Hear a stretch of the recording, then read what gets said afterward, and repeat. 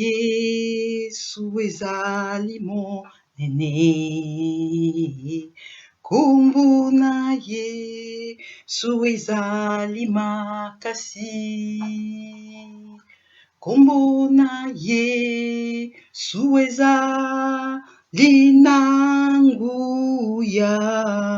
Ekopesa lobiko, ekopesa esengo, ekopesa kimia mapamboli. Ngai nabo tina kombo na Yesu. Biso tobo tina kombo na Yesu. Yope okobota na kombo na Yesu.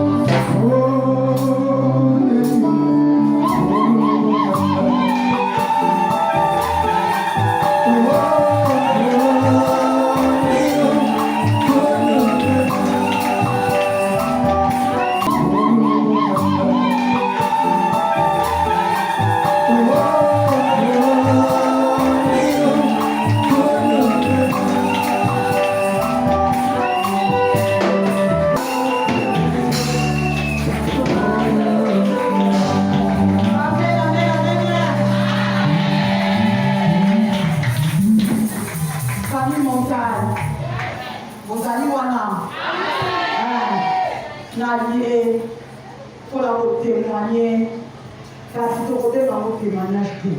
Naye pour la communauté, Yesu Masia Nanga. Wazali solo de la mort.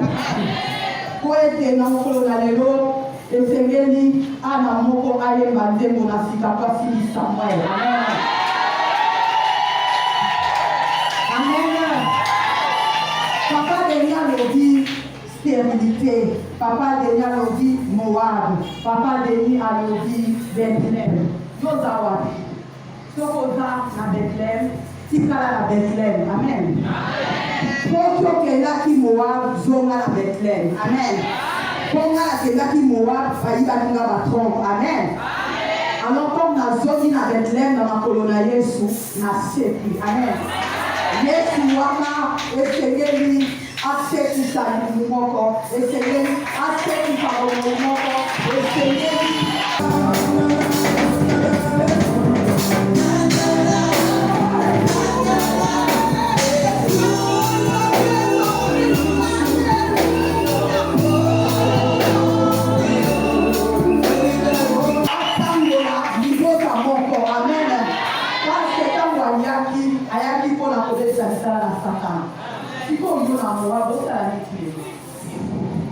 Amen.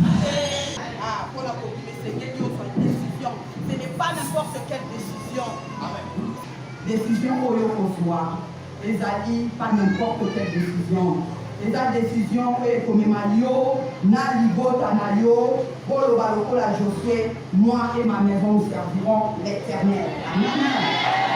Quand nous y sommes au plano, il y a Bolo Baïté, mais nous avons fait la procès à l'entamé. Au pays des gens qui ont Amen. Papa Deningo Dalodi, et Seigneur, il faut que la mapona. Il faut que la mapona est une la récompense. Amen.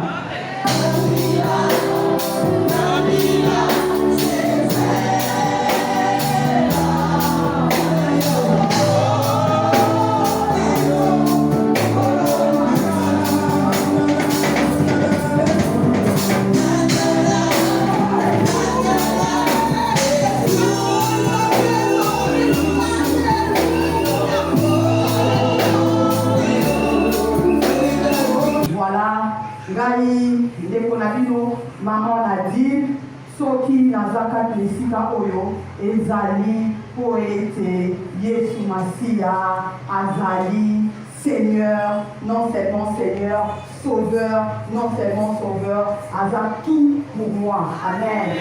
Nakoza na mokili Oyo, Sapakona Yesu Masia. Naeli Keko Etikali, Epopesa Melangai, Nasima, Poya Lobi. Cherchons d'abord le royaume de Dieu et la justice de Dieu, et tout ce qui reste sera donné par des tout. Amen. Par contre, ici, dans ma solo la biso.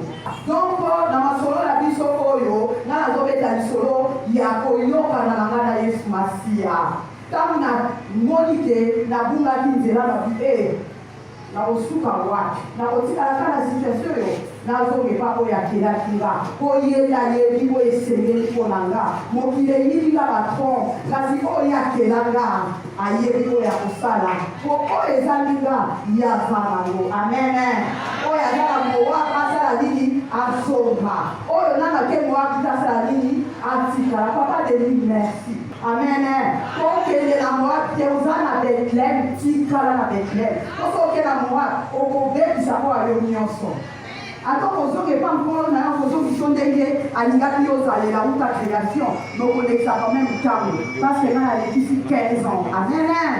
Ah, elle est ici 15 ans, ça c'est le lot, la yemba, ça va m'accompagner. Nadira yo, Yesu nanga. Bomo inanga, ngolu na Yesu. Bomo inanga, ngolu na Yesu. Koya nanga katnesiko, ngolu na Yesu. Nazana makokie belete, kasi ya futiglier. Pour la lobby, me voici. Alors, on est là, awa. Ndekonanga, soki, li poso zali foya o chauffer baba, foya o chauffer baba. Et c'est lui au soir, on est chez lui pour la jo, on fait autant pour la nena la façon de l'eau. Amen. D'abord, on a besoin de décision. Si on a posé la question au loin, d'être le dit que moi et ma maison nous servirons l'Éternel. Josué, chapitre 24, verset 15, Josué a qui me calme. Tango balongi bitumba nyonso bazongi oyo bakoti na esika oyo nzambe abongisaki mpona bango esengelaki sikoyo bazwa décision ye azwaki décision mpona libota na ye kasi atunaki libota na israele lisusu bino bokongi kosalela nani pamba te ngai na ndako nanga kosalela nzambe donc soki nakoki kopesa résumé ezali bongo na Josué 24 verset 15 amen. Alors ngai awa nakoti na sens ya famille tozokende te na sens ya famille mpo tolukaka bana mpo tofonde famille amen. Joshua alobaki ye na ndako na ye ye na libota na ye yo mpe lelo kozwa décision mpo na yo na ndako na yo osala nini osalela nzambe epo ete kokoma na niveau wana esengeli bozonga na lepa nzambe na boyeba ye aza nani amen. Mpo na nini pamba te pour que société oyo toza kofanda pour constituer une société esengeli libota ezala soki mama aboti te papa aboti te mokili ekotonda ndenge nini otala siko esika oyo saka na ye kosala kosala alobi mpona bebisa esengeli nakota na libota papa deni akebisi baboti okeba na badécision oyo bokozwa bino baboti pamba te kati na libota te nzambe abongisi oyo esengeli mpo na libota na ye libota bana na ye mpo na peuple na ye mpe kati na libota nde satana mpe aye kosala nini aye kovote comme un homme vigissant mpo asali abebisa ndenge te aye kobebisa libota na nga mpo ye satana akanaki ete na bomoi na nga nazala mama te yango ayaki kobebisa libota yango ayaki kobebisa kobota na ngai abebisi fécondité oyo nzambe alobi na ngai na yo soyez féconds multipliez-vous remplissez la terre et assujettissez-la satana ye alobi yo oza spirituel yo oza spirituel est-ce que yo vraiment oza spirituel nani aza spirituel awa nga nayebi eloko koko maloba na nzambe elobi comme Israël il n'y aura ni femme stérile ni celle qui avortera amen. Alors esengeli lolenge ngai na bénéficier na Genèse 1 verset 26 kino na verset 28 pamba alobi na biso soyez féconds multipliez-vous remplissez la terre et assujettissez-la esengeli yo bénéficier nango oyebi stérilité ntango ekotaka oyo naolobela ya kobota esukaka na stérilité ya kobota te ebimaka stérilité ya makambo nyonso mpo kati na yo ozomona sisi mposa ya kovivre te omona sisi mposa kosala eloko moko na se ya mokili oyo eza te mpona nini bazotyola yo mpona nini bazolakisa misaki olati kopropre msoza ekosele mosala oyi na kosi mosala te mpo baza kotyolaka eza stérilité oti te na mosala lepa ekoti so na chômage amen. Yango wana toyeba lelo ntango ozangi kobota kozanga kobota wana ekomemela mpe sécheresse na makambo nyonso ya vi na yo amen. Yango wana nga lelo nakozaki question na nani oyo aza stérile nake na soutene na biso ya liboso naokende vraiment mbala nake na soutene na biso ya liboso nakotuna katu couple na couple bazana katu couple voilà d'une manière générale si on a couple oyo kino lelo bazala bana te na kimiko kasi couple en attente d'avoir d'enfants ou de devenir parents ozana nini yo couple oyo mwasi na mobali oyo kino lelo bozwa kosela po bobota bozana nini quelle que soit la réponse pour kopesa nga na mene bino yesu masiya amen. Tokokende na maloba na nzambe na acte 3 na verset 1er ti na verset 8.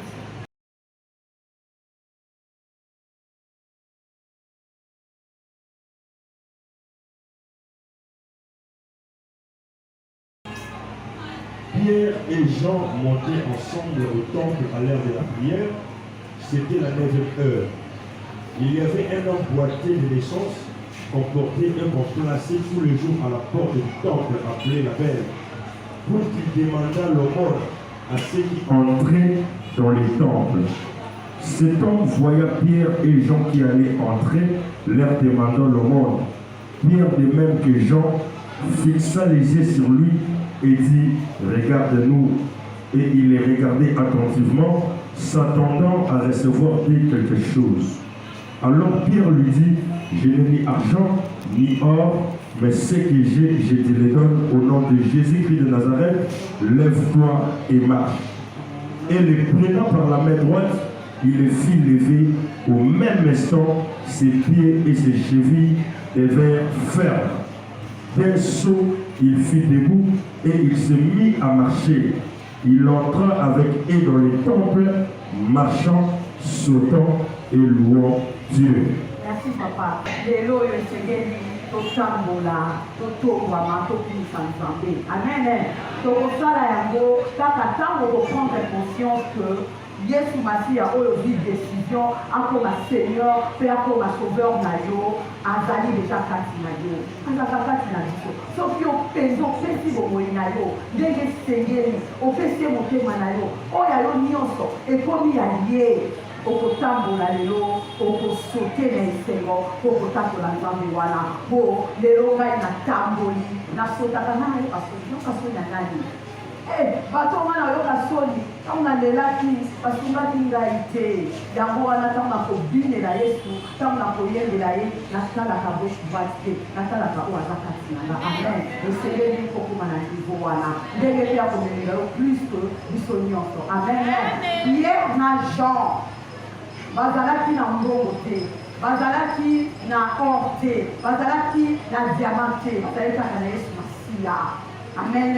kaka Yesu Masiya wana nde bakabolaki na mokakatali oyo afandaki ntango ebele na liboso na eglize lelo oyo nga mama na dine na ye na Yesu Masiya wana solo nzela mpe bomoi na yo oyo ofandi na eglize na yo oyo likambo moko boye efandisi yo oza koyeba te ekosila ndenge nini okobandela wapi kino ntango nini lelo oyo Yesu Masiya na nga wana aye alobi na yo telema tambola mpo na nsima yo kokokoma missionnaire nga na mibenga missionnaire amen luka ministère ya église na yo tika na français tika babado tika luka ministère na église na yo nzambe akomiso président amen alléluia voilà nazalaki koloba ete Yesu Masiya wana atambwisa moko lelo mutu moko akumbwa lelo akoma na niveau ya kotatola elisi okotatola na likambo ya maladi elisi okotatola na likambo ya moyimisi na libala elisi okotatola na likambo ya ekobo elisi okotatola na likambo ya moyini elisi okotatola na likambo ya bondoki amene ngai nameli Yesu Masiya na po namoni ye nalobi j'ai vu Dieu face à face et mon âme a été sauvée. Qui te sauve ici? Amen. Alléluia. Yagoana na tundi bisusu couple moko. Oza na nini? Couple moya zangi kobota. Oza na nini? Yesu Masiya pesi ngai bomoi na ya koti na itoris nanga na 18 mois. Amen. Deuxième sous-thème la biso kokosala na Actes des Apôtres. Chapitre 3, verset 16, kino na 26e verset, kasi tokobe kaseke na 19e verset. Amen. Papa sunga biso na kobona Yesu Masiya.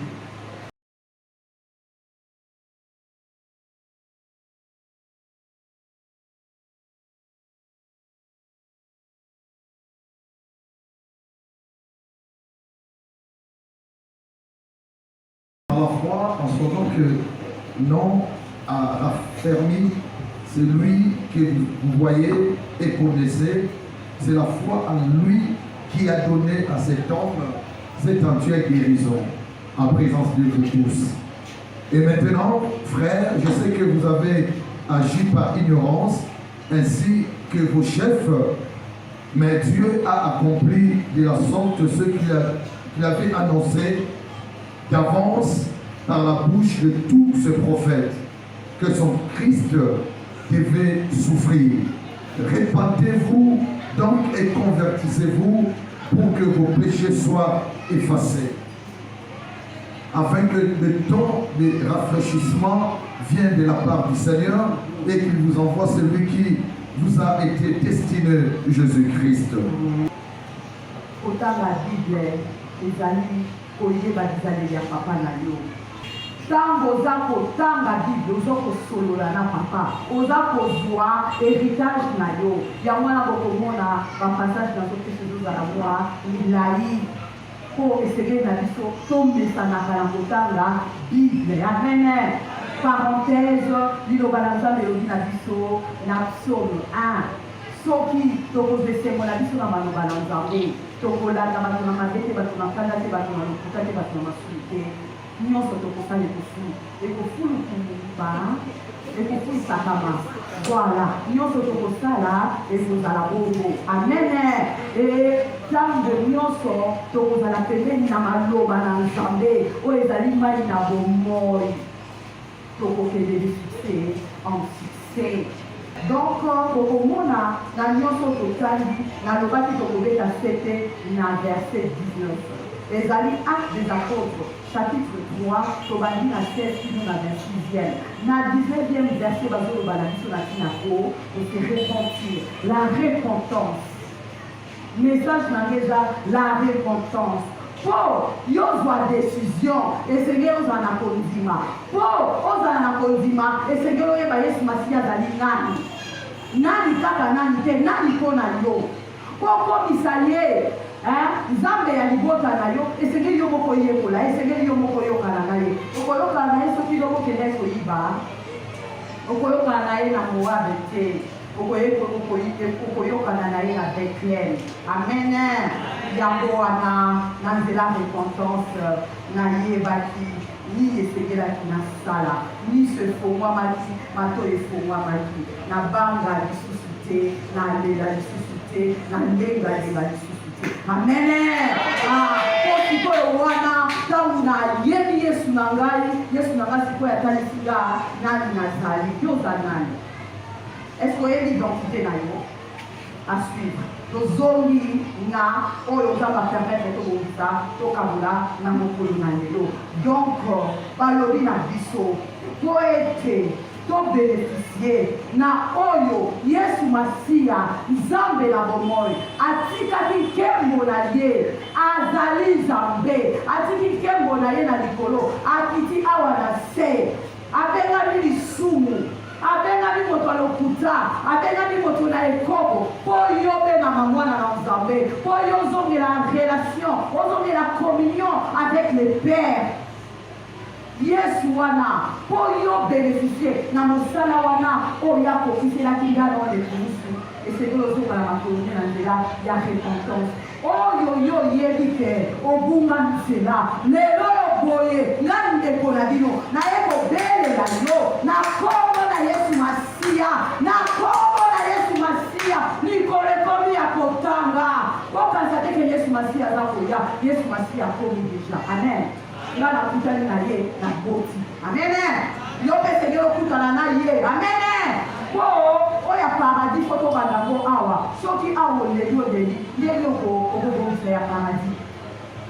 Po kozata miso na koyimayima te.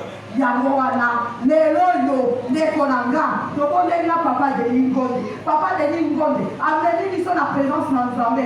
Nzambe na nga merci na liyosu makasi. Papa Deni na basala ya Nzambe nyonso toza na bango, me nabina yo kolo na nga kaka yango, nakoma kaka yango. Ntango nazoleka liboso nayebela Nzambe, nakotiango na telefone na ngai mpo maloba nyonso nayebi te. Bomoi na nga ngolu na Nzambe apambola bino, nayebi ke mokolongo oyo apesaki na inspiration wana alobaki ekosunga mwana nga moko na dimi na ntan moko boye esunga ngai. Amen. Bomoi na nga ngolu na Nzambe, esengeli bomoi na yo lelo sosolaka eza ngolu na Nzambe, yango wana esengeli otikama te. Amen.